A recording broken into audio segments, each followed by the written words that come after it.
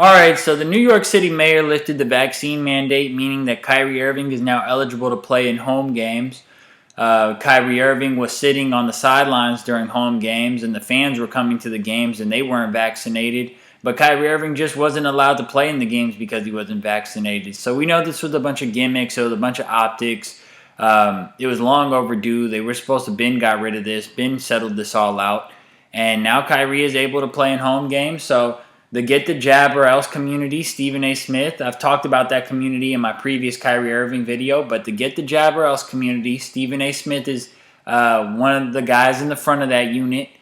Because he is the face of ESPN, he has to be in the front of that unit. And he's pretty salty. He has his panties in a bunch because Kyrie won and because Kyrie Irving, through sitting out and doing what Kyrie Irving felt was the right thing to do, he got what he wanted. And Kyrie Irving won. At the end of the day, Kyrie Irving won. He's getting to play home games before the playoffs start. They're going to be able to catch a little bit of a rhythm, and they're going to head into the postseason strong. So Brooklyn should be able to make a run. They traded James Harden. They got some good role players to fit around them. There's no excuse. Now they need to produce. We'll see what Stephen A. Smith and the First Take crew has to say about it. I'll let the clip play. There we have it. Stephen A., your reaction. Well, Knicks first, New York always. And so for me, I'm very, very happy that Kyrie Irving is going to be on the basketball court. I'm ecstatic, mind you, because his absence would have cost the Brooklyn Nets a championship. I firmly believe that. Facts. And I'm very happy that the brother's able to play too, because he's the funnest player in basketball to watch. He's on a tear right now, and we'll see if the tear continues into the postseason, because if it does, they're just too hard to stop. Like last night in Memphis, they combined for about 80 points between the two of them. KD and Kyrie is who I'm talking about. Kyrie, before the 43 that he dropped last night, I believe he had 43 last night. Before that, he had a 60 ball before against the Magic. Before that, he had a 50 ball against the Hornets on the most efficient shooting we've ever seen.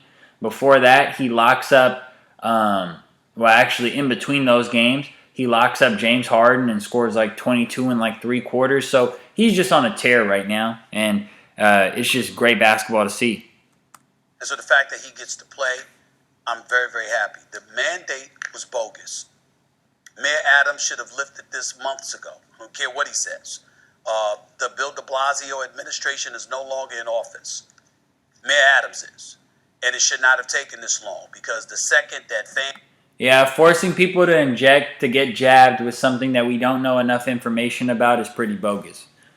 Fans were allowed to come into the arena unvaccinated, and even the player himself could come and sit in the stands unvaccinated, then Kyrie Irving should have been allowed to play, particularly when visitors could come to the Barclays Center, as Mayor Adams just articulated, and they could perform.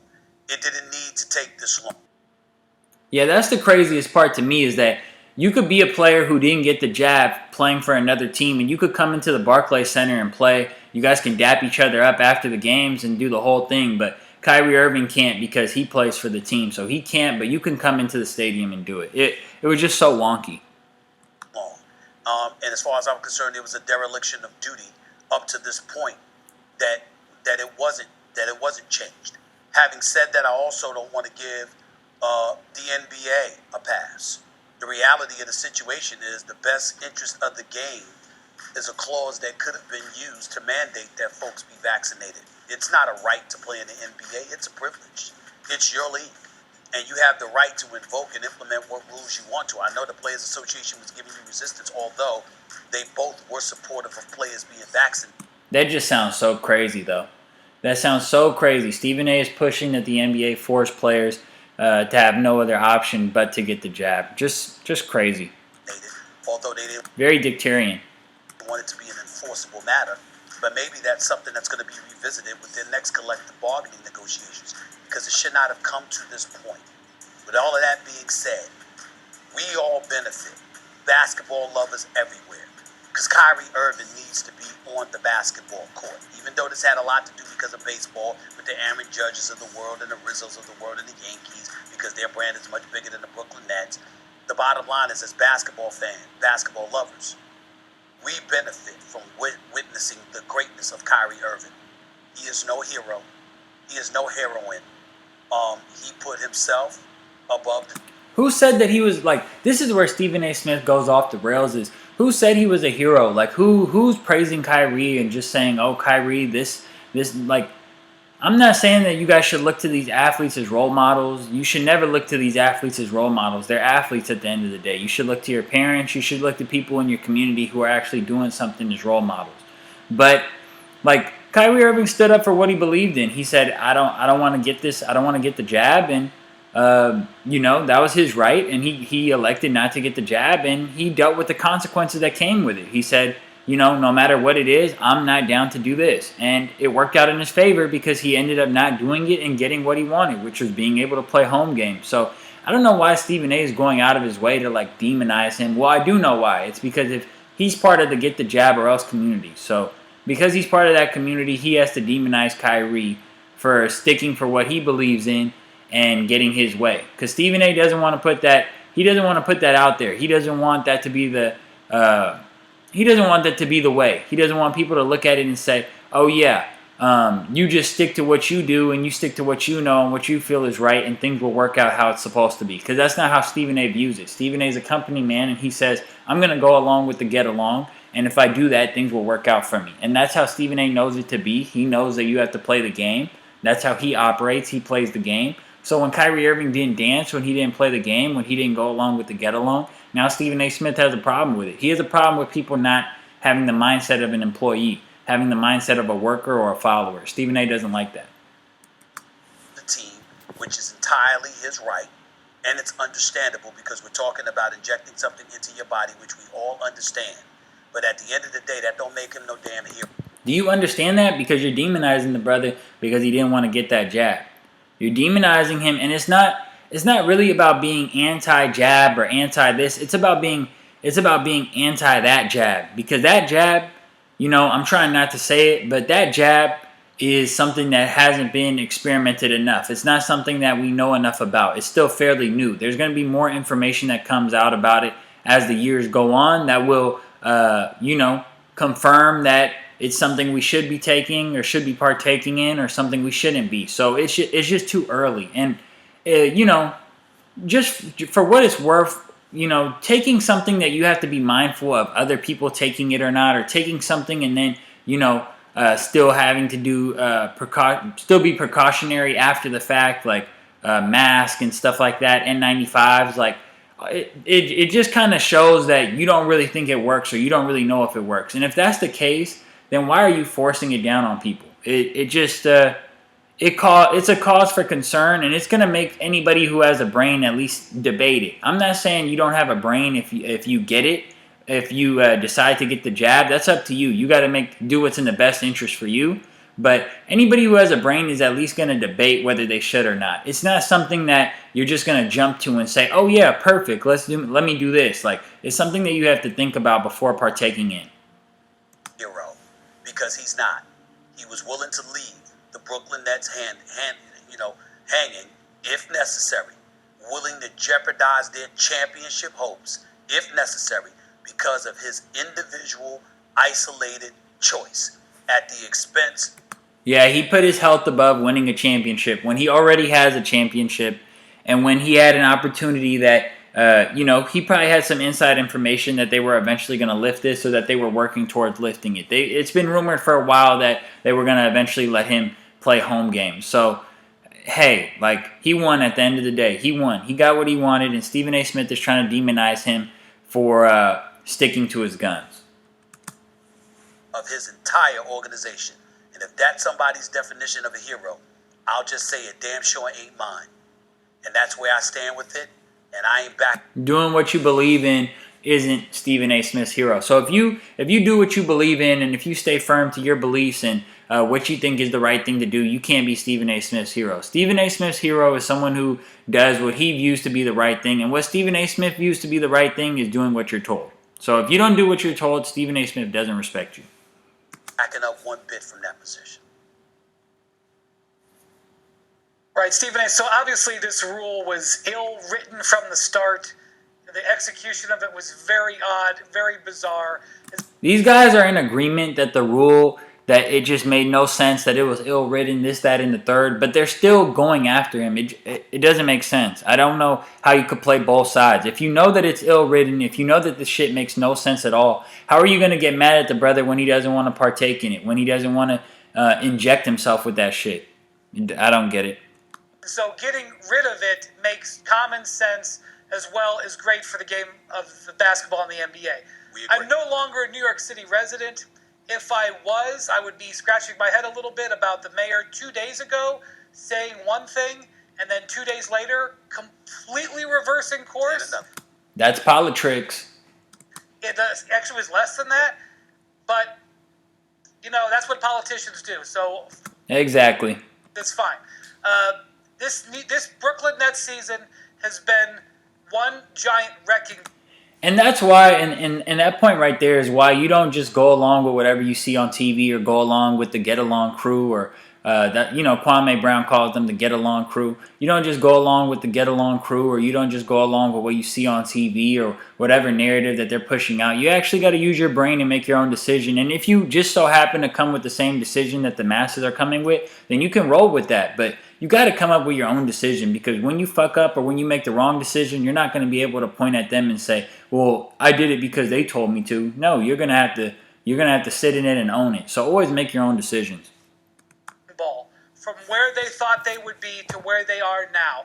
And to be honest with you, it's a miracle, no matter where you stand on this issue. It's a miracle that they have gotten to the point where they've still got some sort of shot in this game to get to the finals and to win. Considering what's happened with Kyrie, considering what's happened with the injuries that they've had. I mean, obviously Durant, but also Joe Harris and other guys on their roster. Considering James Harden bailing on them mid-season. It's really a commentary on the resiliency and the length of an NBA season. So, yeah, I mean, they're putting themselves in position to have a chance to win it all. Do I think that they're going to win it all? I'm not sure. It's going to be pretty tough. It's going to be tough. The Eastern Conference is pretty loaded this year. It's going to be tough, but if anybody can do it, it's KD and Kyrie Irving. Those guys are prolific. If I were the Brooklyn Nets, I would be, after everything that you've gone through and battered and scarred and everything, I would be thanking whatever higher power that you look to, that you still have a shot here, and try to just say God, dude. Take every possible advantage of it, because it's just proof you never know what's going to happen. Two people that deserve a whole lot of credit is Sean Marks, head of basketball operations for the Brooklyn Nets, as well as Coach Steve Nash. Just from the standpoint. Yeah, I'll give Sean Marks some credit. They pulled the right triggers when they needed to. They got James Harden up out of there. They're making it work. I don't know if I could give credit to Steve Nash, because once KD went out, they went on an 11-game losing streak. The Nets have had some terrible, terrible lows during the season. And Steve Nash just doesn't make any adjustments. He just he puts the players out there and he just kind of rolls the ball. He's very Mike D'Antoni-esque. So I don't think I can give him any credit. He's one of the worst coaches in the NBA.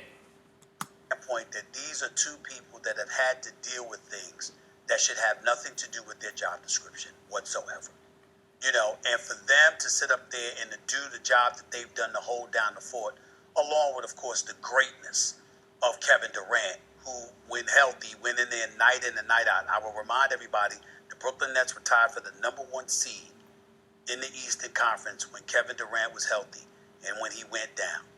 Immediately upon going down and missing like 17 or 18 straight games, the Brooklyn Nets endured an 11-game losing streak, and they ended up being an 8th seed. And that's with Kyrie playing some games, and that's with James Harden playing in most of those games. So, the Nets, they were just terrible once KD left, because Steve Nash wasn't making any adjustments, and because James Harden was just playing terrible basketball this season. And nobody talks about, if this was LeBron James, people would be singing his praises. Just, oh, wow, look at how the Cavs or the Lakers are struggling without LeBron. Look at how far they've dipped in the standings without LeBron. LeBron James is the team. LeBron James makes everybody around him better. This, that, and the third. Kevin Durant is balling out of control right now, and nobody's pointing towards the fact that, hey, when KD's around, this is the #1 team in the Eastern Conference. When KD's not around, this team is in the play-in tournament. We don't hear them talking about that enough. That's how potent and legit and superstar status he is. With all of that being said, again, you're going to have people in Brooklyn, and this is the sickening part, because I'm a New York native, born in the Bronx, raised in Queens, love the boroughs, okay, all of them. What bothers me and grates my last damn nerve is that you're going to have people looking at Kyrie like some hero, like, yo, he stood his ground, and you know, he didn't. And what's wrong with that? I disagree with a lot of the little conspiracy theories and things that Kyrie Irving puts out there. Like, I mean, Kyrie Irving said that the earth is flat. You know what I'm saying? So I disagree with a lot of things that Kyrie Irving says, but what's wrong with people thinking that Kyrie Irving, looking at Kyrie Irving a little bit like a hero or a little bit like a role model in this situation where he stood his ground for what he believes in and he ended up getting his way? Like, why is that something that you would want to demonize or not want people to look at as something positive? Stephen A. is showing his true colors right now. And give in to the man and all of this other stuff. You're going to have people saying that instead of saying, your behind missed 35 games here at the Barclays Center. You see, you left us hanging. And damn it, now that you're here, you better show up and remind us why you're so damn great. Well, he is going to show up and show out. That Kyrie Irving always shows up and shows out. And look, Kyrie Irving is still young in his career, so he's going to be on the Nets next season, and he's going to be able to play in home games and to show out for the fans. So it's not a big deal that he missed these games. I don't know why Stephen A. is harping so much on how Kyrie Irving did a disservice to the fans this season missing home games. It's not a big deal. That 60 and that 50 and that 40. They still got to see Kevin Durant. They still got to see James Harden. Like, it's not a big deal. You put up on the road. We want to see that show-stopping talent right here in Brooklyn, New York, because we deserve it. We've supported you. We've been there for you. Now be there for us and make sure you show the hell up and perform. I hope that's the mentality that they have. I doubt it. And watch this. If Kyrie Irving happens to play bad, if the Nets get bounced in the Eastern Conference playoffs at some point, or if they make the finals, Stephen A. probably won't have too much to say. But if they get bounced somewhere in the Eastern Conference Finals, Kyrie Irving has some terrible performances. Look for Stephen A. to just bash Kyrie and to bring up this whole thing into it too. Like, he's not going to just stick to Kyrie's performance during the game. He's going to find a way to tie it in and say, well, if Kyrie had got more reps with the team and had been around and been able to practice and play home games earlier, maybe he wouldn't have had the problem come the playoffs. He's going to find a way to twist this and to turn it on Kyrie some way, somehow. Stephen A. is going to flip this. If the Nets don't win the championship or at least make the finals, Stephen A. is going to find a way to flip this narrative and to run with it. But it's going to be that way. We shall see, but in the end, we got what we want. Kyrie's balling, and I think the Brooklyn Nets are going to make a run for the championship. Well, that's cap. You didn't get what you wanted. What you wanted was for Kyrie to keep being punished and for Kyrie to eventually cave in and get the jab. Because Stephen A. Smith is at the forefront of the Get the Jab or Else community, working at ESPN, which is a Get the Jab or Else company. So it is what it is. We'll see how the Nets do. I'm excited to watch Kyrie Irving playing in Brooklyn. I'm glad that the brother stuck to his guns. You should always stick to your guns. Don't cave into peer pressure. And just, do what you have to do. So we'll see how it goes. Thanks for watching.